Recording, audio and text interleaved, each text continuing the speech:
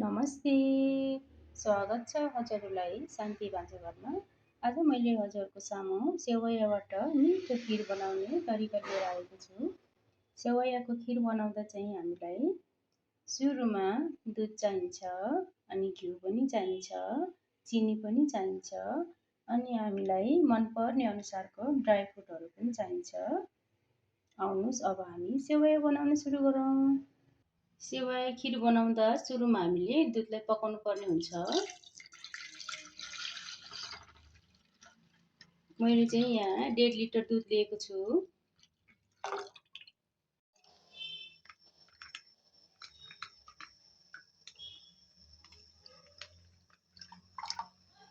अब हामीले यो दुधलाई मजाले उमाल्ने।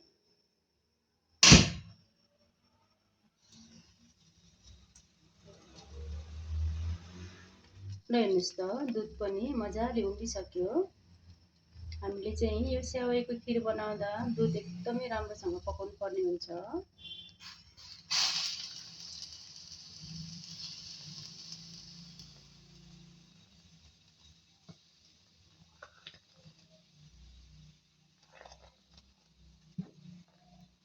दुध पनि पाकिसक्यो। अब मैले ग्यास बन्द गर्छु। अब मैले खिर बनाउनको लागि ग्यासमा कराही बसाल्छु। ग्यास पनि अन गर्छु।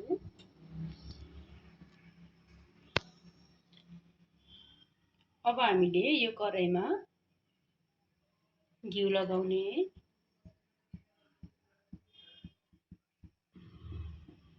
मैले चाहिँ यहाँ 5 चम्ची जति घिउ लगाएको छु। अब हामीले एकछिन यो घिउलाई तात्न दिनुपर्छ। ल हेर्नुहोस् त घिउ पनि तातिसक्यो। अब हामीले यसमा सेवैया राख्ने। यसलाई चाहिँ हामीले राम्रोसँग यो घिउमा फ्राई गर्ने।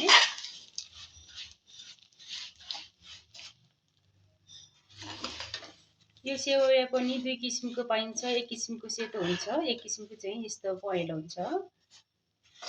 सेतो सेवैयालाई चाहिँ धेरै बेर फ्राई गर्नुपर्छ। यो पहेँलो सेवैयालाई चाहिँ एकैछिन फ्राई गरे पनि हुन्छ।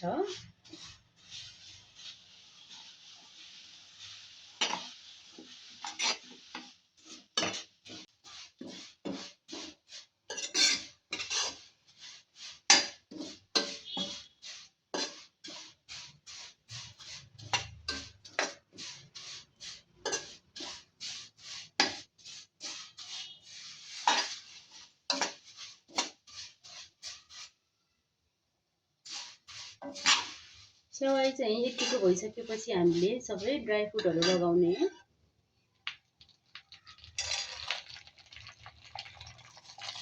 यो ड्राई फ्रुटलाई पनि एकैछिन फ्राई गर्ने।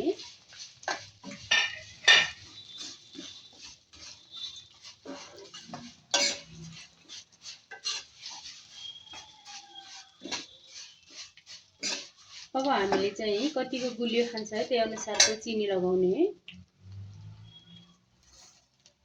मैले यहाँ 3 चम्ची जति चिनी लगाएँ। यसलाई पनि राम्रोसँग चलाउने।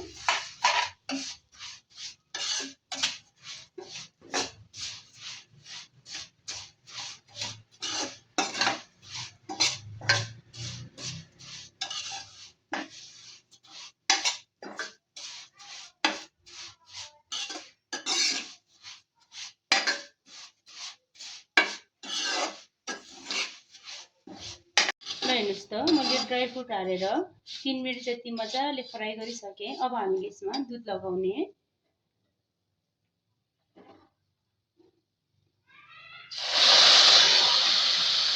यो चाहिँ उमालेर राखेको दुध हो।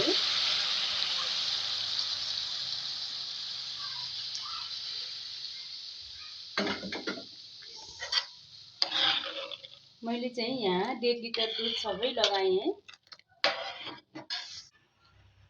अब हामीले यसलाई मजाले पकाउनु पर्छ।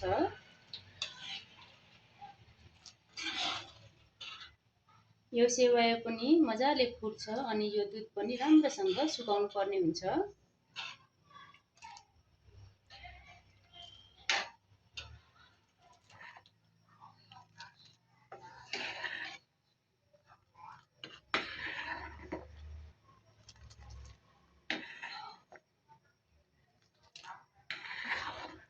ल हेर्नुहोस् त यो यति राम्रोसँग उम्लेको छ। हामीले चाहिँ यो दुधलाई एकदमै मजाले सुकाउनु पर्ने हुन्छ।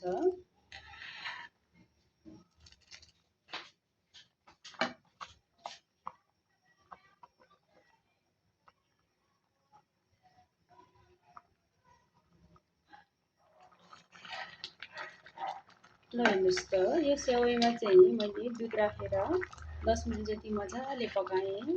यसमा चाहिँ दुध पनि मजाले सुकिसकेको छ। अब हामीले अझै यसलाई 5 मिनट जति सानो ग्यास गरेर मजाले उमाल्नु पर्छ।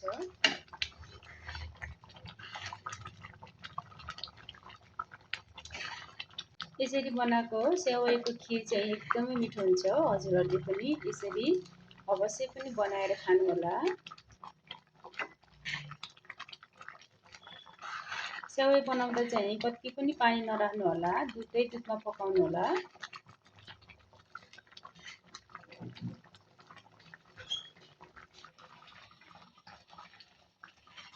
ल हेर्नुहोस् त मैले दुध राखेर पनि यो सेवैलाई चाहिँ 10 मिनट जति पकाएँ। दुध पनि यसरी मजाले सुकिसकेको छ।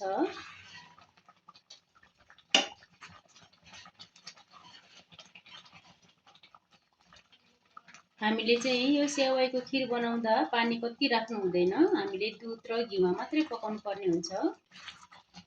यसरी पकाएको सेवैयाको खिर एकदमै मिठो हुन्छ। हजुरहरूले पनि यसरी नै पकाउनु होला। ल हेर्नुहोस् त अब यो सेवैयाको खिर पनि खानको लागि रेडी भइसक्यो। मैले चाहिँ अब ग्यास बन्द गर्छु। मैले यस्तै सजिलो अनि मिठो रेसिपी हजुरहरूको सामु लिएर आउने नै छु। मेरो च्यानललाई सब्स्क्राइब गरिदिनु होला अनि भिडियोलाई पनि पुरा हेरेर लाइक, कमेन्ट, सेयर गर्न नबिर्सिनु होला। मेरो भिडियो पुरा हेरेर साथ दिनुभएकोमा हजुरहरूलाई धेरै धेरै धन्यवाद।